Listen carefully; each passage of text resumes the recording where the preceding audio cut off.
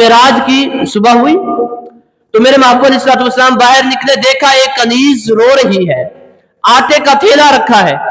अर्ज की हुजूर मेरा मालिक बड़ा बेरहम है, अब मुझे देर भी होगी, अगर मैं अब जाऊंगी तो मेरा मालिक मुझे मारेगा, इसलिए मैं रो रही हूं।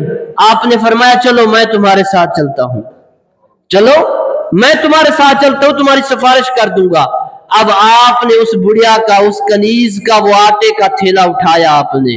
मेरे महबूब जब उस के मालिक के दरवाजे पर पहुंचे तो जब आप अलैहिस्सलातु वस्सलाम को, तो क्योंकि वो जानते थे, तो दरवाजा खोला उसने और कहा कि मेरे महबूब ने फरमाया कि ये तुम्हारी कनीज रो रही थी, तुमसे डर रही थी, बेचारी बूढ़ी है, चल नहीं सकती थी, जल्दी आ नहीं सकती थी, इसलिए लेट हो गई, तो मैं इसको लेकर आया हूं, मैं इसकी सिफारिश करता हूं, इस पर रहम कर दो।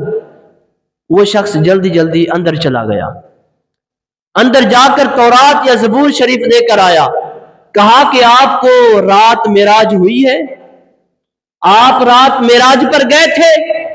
मेरे मुस्तफा ने कहा हाँ मैं गया था।